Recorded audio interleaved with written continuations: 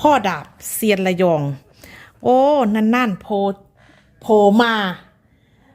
นั่นโผล่มาเอาตัวดีมาฝากเข้าคือเก่าพี่น้องสำหรับ พ่อดาบเซียนระยองพ่อสวัสดีค่ะ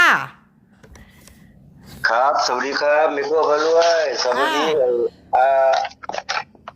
FC สุขุสุขนเสียงน้อยๆเสียงหวานๆนะพี่น้องค่ะมันก็ยากหลายอย่างกิจการหลายพี่น้องนี่ติดต่อพ่อยากโอ้ยโทรไปก็บ่ค่อยว่าง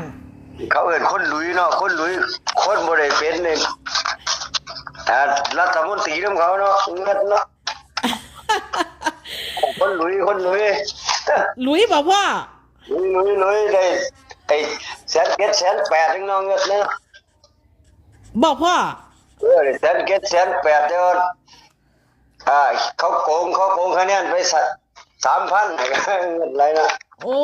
ป้าดมีคนนิยมส้มสอบพ่อขนาดนั้นตัวนี้แม่โอ้ยเบิ่งแต่ FC ก็บ่น้อยนะปาดโทปาดคน300,000บ่แม่นน้อยตัวนี้เกือบครึ่งล้านตัวนี้เนาะพ่อไม่ใช่ไอ้แสนเจ็ดบ่ได้170,000บ่พ่อแสนเจ็ดขาดอยู่3,000จังมันจังสิได้เป็นตัวตัวนี้เนาะขาดอยู่หน่อยๆนึงตัวนี้ขาดน้อยๆมันบ่ขาดดอกลูกเขาหอบมากกับเขามาคนไลค์คนแชร์ส่องมีครัวเด้อพี่น้องคุณพ่อดาบเสียงย่องมาแล้วพี่น้องมาแล้วพ่อมาแล้วหักฟดไม้ตีไว้ก็บ่ฟังครับมาแล้วน้ำใจน้ำสร้างบ่นี่มานำสร้างแพ็กสิทธิ์พี่น้องก็ขอบคุณในหลายที่กาคะแนนให้ก็บ่ว่านั้นในคนใจพรรคประชาชนพี่น้องเอาเลยนะพ่อเนาะเอาว่ามาพ่อแบบใดเลข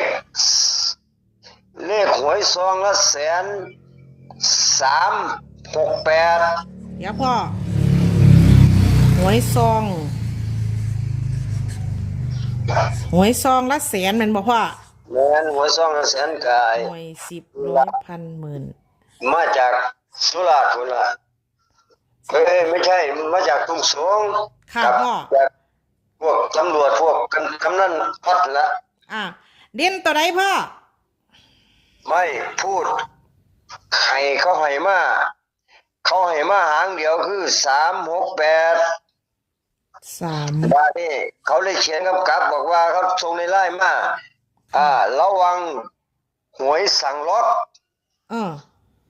บอกหวยสั่งล็อกมันมีตัวนี้จดไปเลยเด้อค่ะพ่อหวยสั่งล็อก1 มิถุนา69เดี๋ยวอันนี้สิเป็นหวยสั่งล็อกแม่นบ่พ่อบาดนี้หวยสั่งล็อกครับออกจากกองสลากได้ละสั่งล็อกเล่นตัวละล้านหวยตัวนี้ค่ะพ่อ308 508 608 808นี่คือหวยสั่งล็อกเดี๋ยวตัวไหนก็พ่ออย่าเว้าเร็ว308 508 608 808ลงท้ายเลย08นั่นหวยสั่งล็อกบนอย่างเดียว308 508แล้วก็608 808นี่คือหวยสั่งล็อกเด้อ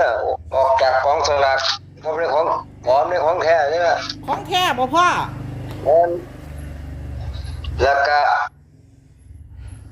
เลขซุ่มพวกมันมีเลข2ตัวน้ำ2ตัวมันมี58 48 38 68ระวัง788ล่างเดี๋ยวพ่อเดี๋ยวที่พ่อไล่มานี่ให้เอามาใส่หวยสั่งล็อกคือเอาหวยซองละ100,000หวยซองละ100,000ต่างหากลูกหวยซองละ100,000มี368คู่เดียวแม่นแต่มันมาเหมือนกันหวยสั่งล็อกมันมีเลข3ตัวแล้วก็2ตัวเด้อพ่อ2ตัวเฮาก็ตัดมันมี58 48 38 68ระวัง58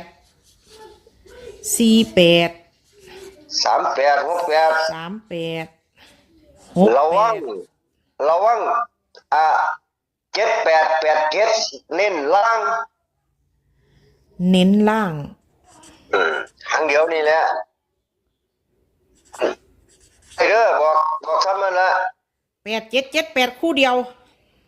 แม่นนั่นคือสั่งล็อกล่างสั่งล็อกบนคือ08แต่ว่าเลขตัวติดมันน่ะคือ58483868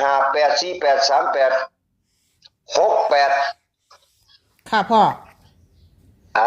เว้าซ้ำนี่คงขยายได้เนาะเอาทวนดู หวยซ่องละแสน คู่เดียวเน้นๆคือ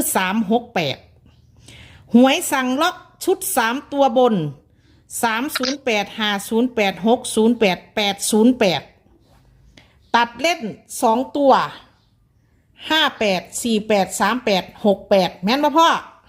แม่นครับ เน้นหนักเน้นล่างคู่เดียว8778แม่นลูกแม่น บ้านนี้พี่น้องมักหวยซ่องละแสนก็มีมักหวยสั่งล็อกก็มีมักเน้นคู่เดียวจัดให้พ่อดาบเซียนระยองจัดให้พี่น้อง FC ว่างันแตกพี่น้องแตกเด้อ เฮาบอกบ่เห็นกันหลายงวดเนาะพ่อเนาะ ก็บ่รู้แล้วมันติดต่อบ่ได้ว่างันแตก แม่นพ่อบ้านลูกติดต่อพ่ออยู่ดิแต่ว่าพ่อเป็นคนธุรกิจหลายเนาะ มันก็ธรรมดาล่ะคนมันเล่นการเมืองเนี่ยแล้วก็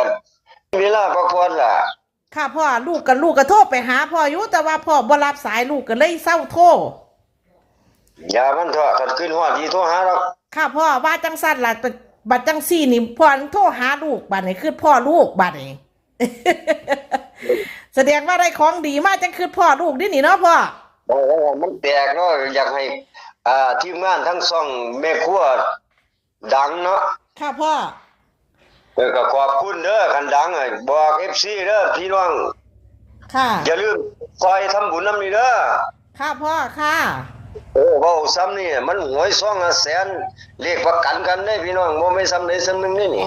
ค่ะพ่อ ถ้าอยากรวยให้จับตา08ถ้าอยากจนมากๆให้ซื้อล่างหาซื้อล่าง8778นั่นน่ะเว้าซ้ำนั่นล่ะ เอาโอเคเนาะพ่อเนาะ โอเคมื้อน้อยๆของคุณกับคุณพ่อดาบเสียนย่องขอให้หมู่เจ้าเข้ามากดไลค์กดแชร์ทีมงานช่องแม่ครัวพารวยขอให้คุณพ่อคุณแม่คุณน้องป้าลุงเอาสุขขู่สุคนให้รวยแล้วอย่าลืมโทรร่วมทำบุญกับแม่ครัวก็ได้หรือสิโทรสายตรงกับคุณพ่อดาบเสียนย่องก็ได้เน้นหวยซ่องละแสนคือ368เลขสั่งล็อกให้มันมี308 508 608 808เน้น08บ่ต้องกลับพี่น้องและไอ้ซุ่ม2ตัวเนี่ยอย่าลืมขยักทุกข์น่ะให้ซื้อตัวนี้นักๆให้ซื้อ7887ล้างนะพี่น้องสวัสดีครับ ค่ะพ่อสวัสดีค่ะ ครับสวัสดีครับ พี่น้องได้ยินน้ำกันเนาะเน้น08แม่ครัวเลยมาจับทางไต่ให้เด้อพี่น้องเด้อเน้นที่08แคปหน้าจอกันไว้พิจารณากันเบิงพ่อดาบเซียนระยองกลับมาอีกแล้วได้ตัวดีๆเด็ดๆเพิ่นกลับมาฝากเพิ่นขึ้นฮอดลูกสาวละแม่ครัวพารวยฝากกดติดตามฝากกดไลค์ฝากกดแชร์นะเด้อพี่น้องเด้อเอาพอกันคลิปหน้าสำหรับคลิปนี้แม่ครัวสวัสดีค่ะ